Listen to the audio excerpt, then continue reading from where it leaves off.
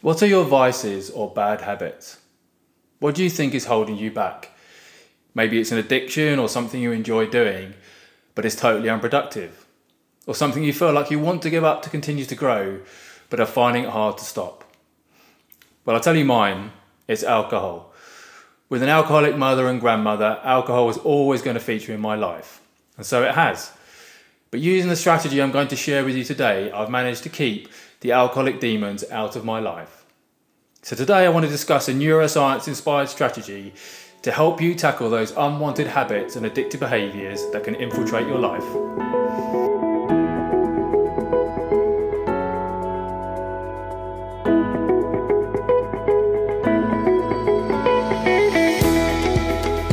Welcome to episode 4 of Better Brain, Better You, where we're trying to help you cultivate a healthy brain and build better mental well-being at every stage of life, from troubled teens to older adults. I'm your host, Dr. Ben Webb. So thanks so much for taking the time out of your day to tune into the podcast. So whether you're listening on Apple Podcasts, Spotify, wherever you choose to consume your podcasts, or if you're watching on YouTube, I'm glad to have you here. So today's episode is about how to replace those unwanted habits, dependencies and addictions in your life with much healthier habits. So this neuroscience-inspired strategy can work pretty much at every stage of life, from young children to older adults, but works particularly well with adolescent teenagers, an age group we know are very vulnerable to developing addictive and unhealthy habitual behaviours. So with that in mind, I want to give you a free guide on teenage habits and parenting teenagers. So you can grab that free guide at ologyonlinecourses.com/parent-teens. That's ologyonlinecourses.com/parent-teens. So this free guide has loads more information and advice to help you understand your child or teen's habits and to experience a better relationship with them.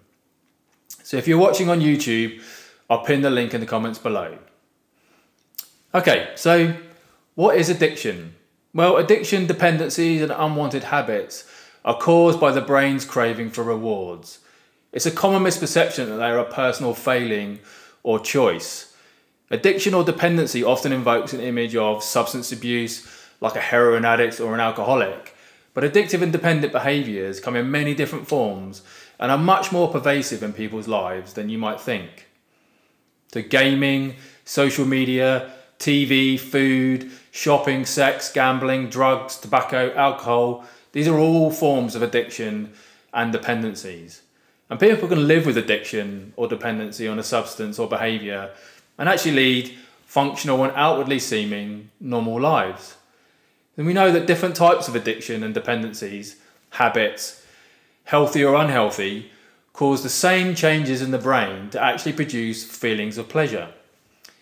So for developing a strategy to overcome your unwanted habit, this is actually really good news.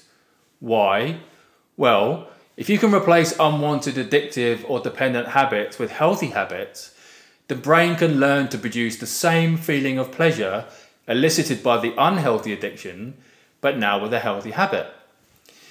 And neuroscience medicine has actually shown that replacing an addictive behaviour with another one is one of the few strategies that's really effective at breaking addictive patterns of behaviour. So you only need to consider the huge numbers of recovering addicts who are regularly running marathons and ultra marathons to begin to appreciate the power of this strategy. They have replaced an unhealthy addiction, alcohol or drugs, with a healthy habit, running, to give them the same feelings of pleasure. Okay, so how does addiction and dependency actually work in the brain? Well, addiction hijacks normal brain function, particularly the reward system, in a brain area called the striatum. This is where habits are formed. So the striatum weighs up whether or not to repeat a behaviour and form a habit from that behaviour. So to develop a new habit, you have to learn the relationship between your action and the subsequent outcome. And for this to work, you need a trigger, a behaviour, and a reward. So for example, if your teenage son sees a notification on his phone, that's the trigger, That will make him look at his phone, check social media, that's the behaviour, and receive new likes and follows on his social media. That's the reward. So the reward is signalled in his brain with a hit of dopamine that's released as he looks at his phone and sees the engagement with his social media. And with the right trigger and the right reward, people will engage in almost any behaviour. And dopamine, which is this brain chemical, reinforces your brain's association between the things you do and feelings of pleasure, driving you to do those things again and again in the future. And once a habit and a reward are tied together in our brain, the dopamine neurons start firing before we've even performed that behaviour. So the desire to experience this pleasure again can trigger cravings for the behaviour or substance, especially when you encounter the same cues, like a notification on your phone or a party where people are drinking, if alcohol's your thing. And this is what causes craving, why you feel the need to check your phone, to drink, to take drugs, and why your teenager plays games to the early hours of the morning. These cravings are often the first sign of an addiction or a dependency. So as you continue to use a substance or engage in a behaviour, your brain continues to produce large amounts of dopamine. And eventually, it actually recognises that there's now plenty of dopamine in your brain already and starts producing less in response to normal triggers like receiving an unexpected gift or going on a pleasant walk in the countryside. So there's one problem though. Your brain's reward system still needs the same amount of dopamine to function in a normal way. So before long, you need more of the substance or of the behaviour to make up for this dopamine debt that's now in your brain. So as addiction develops, it's common to lose interest in hobbies and other things that you once enjoyed. And this happens because your brain is no longer producing as much dopamine in response to natural triggers like having sex or eating enjoyable food. So even when you want to stop using a substance or engaging in a particular behaviour, you might actually feel like you still need it in order to feel good about anything. Okay, so how do we actually replace these unwanted addictive habitual behaviours with healthy habits that are still able to feed our brain's reward system? Well, definitely top of the list is exercise. And I want to use exercise to illustrate why replacing unwanted habits with healthier new ones is such an effective strategy. So running is the healthy habit that I use to keep the alcoholic demons away.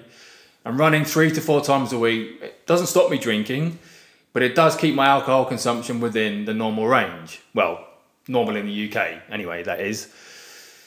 Exercise, whatever gets your heart pumping and forces you to concentrate while you're doing it, works from the top down in the brain.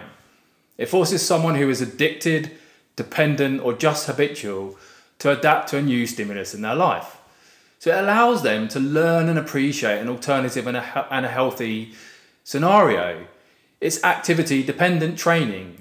You have to move to experience the reward, pleasure, or high, however you want to describe it. So while exercise may not provide the immediate rush of hard drugs like cocaine or heroin, it actually instills a more diffuse sense of well-being that over time will become a craving in its own right. And this is definitely my own experience with running. And the inoculation works from the bottom up, physically blunting the urge to act by engaging the more primitive elements of the brain. So exercise builds an alternative brain pathway that bypasses well-worn habitual brain pathways that are automatically looking for their next fix or hit. So building these new alternative healthy brain pathways that bypass old ones is by far the best way to replace an old addictive behaviour with a healthy new one. And exercise is a proven way of replacing getting high with a similar level of euphoria. But there are many other healthy habits which are analogous to exercise that can be used to replace addictive and dependent behaviours. So these include things like mindfulness, which is the process of focusing your attention on the present to become more aware of your thoughts, feelings, and bodily responses, processing and accepting them without judgment. So while skeptics might view mindfulness and meditation as kind of new age mind over matter nonsense, there's actually now a lot of scientific evidence that it is an effective replacement and treatment for addictive and habitual behaviours. In fact, we're going to devote an entire episode on the podcast to looking at the neuroscience of mindfulness. So volunteering is another really good replacement habit. Researchers have found that the act of helping others releases dopamine in much the same way that exercise does. Crafting also is another good one. Creative pursuits are perfect for keeping your mind occupied, and the methodical process of most crafting practices is relaxing and cathartic. Education, the pursuit of knowledge, is a passion which can help break the bonds of an unhealthy habit and improve your understanding of others and the world. Gardening, also an excellent healthy replacement habit. So tending to flowers and plants or even growing your own fruits and vegetables requires concentration, planning, skill, motivation, and even empathy, all of which will contribute to the growth of new habitual brain pathways. And that pride and pleasure that you obtain from successfully tending a flower bed to full bloom or reaping your first harvest of tomatoes or herbs can produce a similar dopamine hit to exercise. So they're the most effective healthy habits for replacing unwanted, addictive and dependent behaviours. So I hope you try and introduce some of those healthy habits into your life. And please do let me know how you get on with replacing those unwanted habitual behaviours. But before we finish, if you want to try and understand your teenagers' habits better, please do grab our free guide on parenting teenagers. So that's at ologyonlinecourses.com/parent-teens. That's ologyonlinecourses.com/parent-teens. So this downloadable guide has more information and advice to help you understand your teens' habits and to experience a better relationship with them. I hope you find it useful. And if you're watching on YouTube, I'll pin the link in the comments below. So thanks so much for taking the time to tune into the podcast today. I hope you find it enjoyable and useful, and I will see you in the next episode.